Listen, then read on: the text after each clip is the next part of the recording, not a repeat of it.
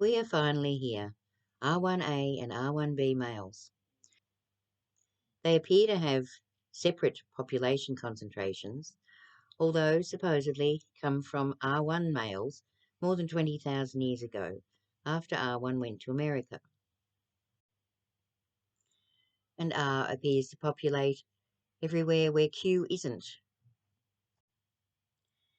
The charts show that Q and R come out of P, and as I've said before, in my opinion, P is actually the DNA of the sons of new mothers.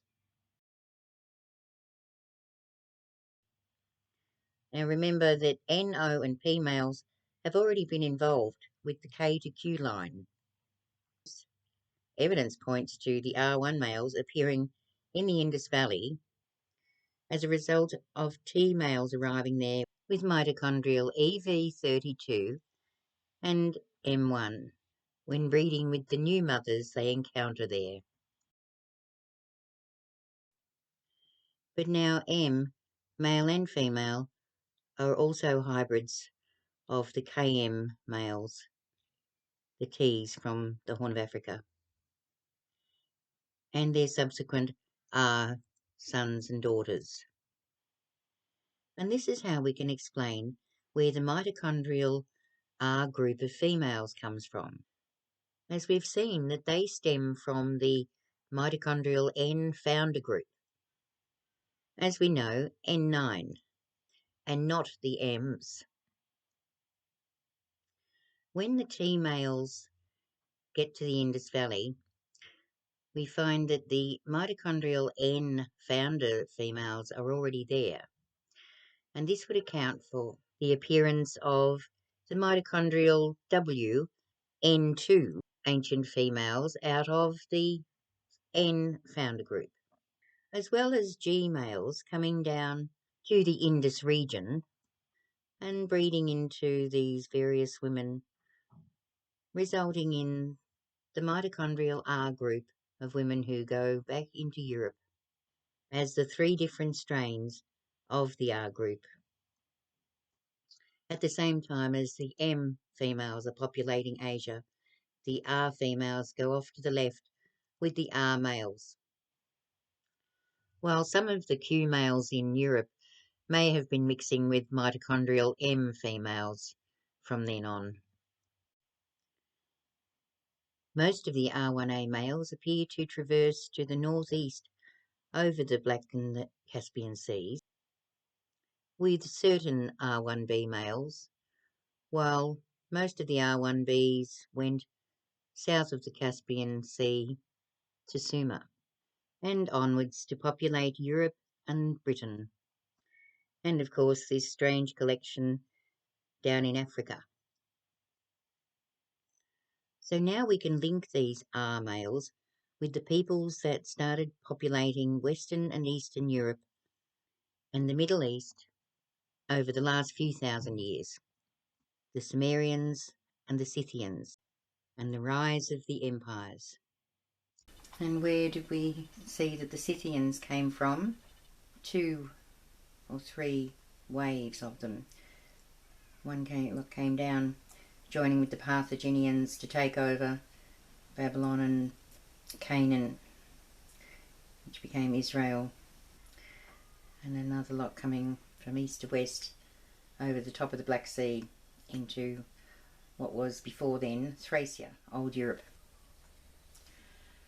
Now, evidence for this was portrayed beautifully by a lady called Maria Gambutus, who plotted the incursion from the east of these warring elite tribes with weapons and horses, and it's been timed that it happened 4th and 5th millennia ago.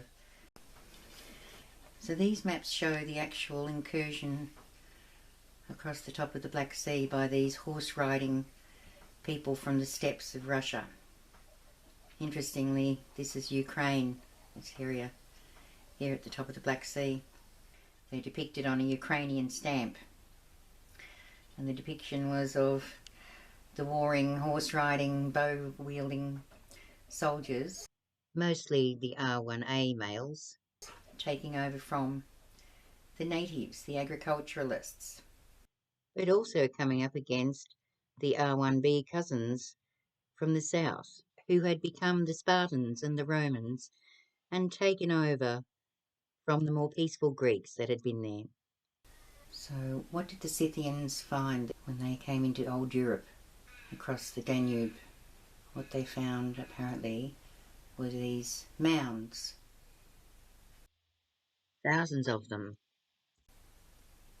That these mounds housed were of the royals, the white princesses, and the darker Greek-looking persons that came up mixing with the white princesses. And the continuation of the Babylonian kings. This is what was found in them, gold. And these males of the male royal hybrids were of the J lineage. Remember, J1 was formed out of the remnants of I, the Noah clan, to P. Japheth, who was given dominion over Europe. And then we had J2b with EV13 females, the royal females that came up from Judah and Cush and Egypt with the royal blood of the pharaohs, to be the royals of old Europe, to peacefully reign for a short time until the Scythians come. So we've seen this hat and these warring people. They were the servants, the military. So they, it appears, are the Scythians. A mixture of Norse and Huns with some R1b elite rulers. And here they are, R1b, also known as the Royals, the Roman Empire, and the tribe of Dan. Some researchers also try to include haplogroup I in the R1bs, but I don't agree with that, as we'll see later. R1b had two primary branches, EH155, which formed about 20,000 years ago, and L754, which formed only 17,000 years ago. L754 had two subclades, one which predominates in Western Europe and one in Central Africa. According to DNA studies, they say that R1b would have expanded from the Caspian Sea, along with the Indo-European languages. They don't explain how one group went into Africa from the Kush area, and one went into Western Europe, and one went over into Russia. As we see, the R1b V88 that went into Central Africa doesn't appear to be connected with the European types, but there's a strange situation that appears to connect one of the original male haplogroup A with R1b. And there's another strange part of the story where that area of Central and West Africa, the area of Mali and Timbuktu and south of Niger, was the site of the Dogon tribe, who say that they had visitors, demigods, that came to live with them thousands of years ago. They called the Nomos, the amphibian gods, and they were given knowledge about the star Sirius that had an invisible star orbiting in a 50-year elliptical pattern around the visible Sirius. Facts that were not known until telescopes were developed in the 1800s. The fish god was also depicted in Sumeria and Babylon and continued into the papacy. Here we see Poseidon being celebrated at the Vatican's Christmas pageant. Now, L23 was the type that went through Sumer and up to the Black Sea 6,000 odd years ago, which I propose are the Romans. And at some stage after 6,000 years ago, The rest of the R1bs travelled around to Britain and Western Europe. This is a depiction of the voyages or the dispersion of the Dans from Israel, the lost tribe where they became lost. You see that one went across to America. Dan was always known to be the sailors. They were able to get away from whatever was happening. We see different R1b lines populating different areas of Europe. Notice the particular concentration in the Basque region of Spain. Others were concentrated in Ireland and Scotland, and others in England and Scandinavia, into France and Germany. With a particular type, S21, that seemed to have had the red hair, who were also present in Bashkia, Russia, home of the Ashkenazi Jews. And as we know from history, the Roman Empire took over much of Western Europe and Mesopotamia from the Persians and the Greeks, but are all still fighting amongst each other, but under the guise of religions, imposing laws on the people and removing their rights, supposedly to give us world peace. So what's so different about the tribe of Dan when many other tribes have also disappeared? The only tribes left in Israel are Benjamin and Judah, as well as Ephraim and Manasseh in England and America. Whereas Dan was said in the Bible to be the lion's whelp that sprang from Bashan, the site of the kings of Babylon. Dan is said to be lost, but is actually just hidden. Dan is also said to be the great-grandson of Zeus, and Dan means to judge, govern, or rule. The northern lands of Dan house Mount Hermon, said to be where the sons of the Elohim landed. Prophecies imply that Dan will eventually become mixed with these fallen angels and play a nefarious role in the end-time deceptions. At that time, the tribe of Dan worshipped the god of the Canaanites, Baal Molech, who practiced child sacrifice. Baal Molech worship continues to this day.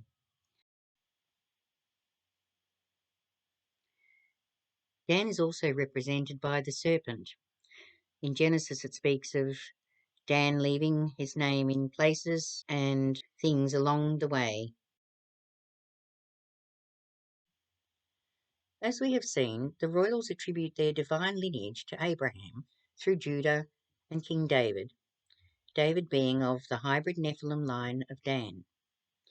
Their symbols remain in the coat of arms, as the Lion of Judah and the Harp of David, with the unicorn, which in my opinion represents the soldiers with horses and swords who impose their rule over the people.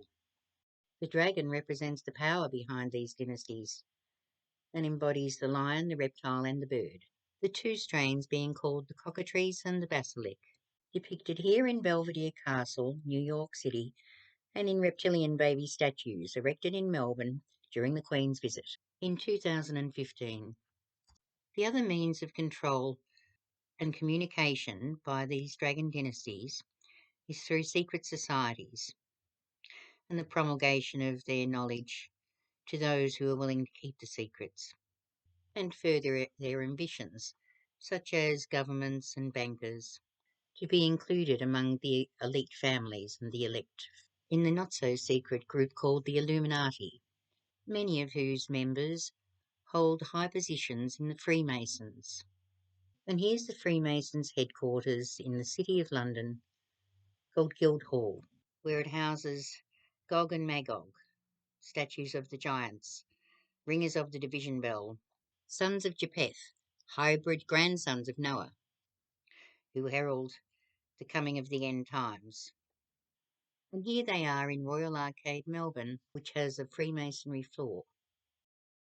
Another unfortunate secret held by many members is the massive pedophilia and child trafficking rings, often involving officials from the judicial and education sectors, of shocking events including ritual baby sacrifice and harvesting of a blood factor called adrenochrome, a kind of youth hormone they crave.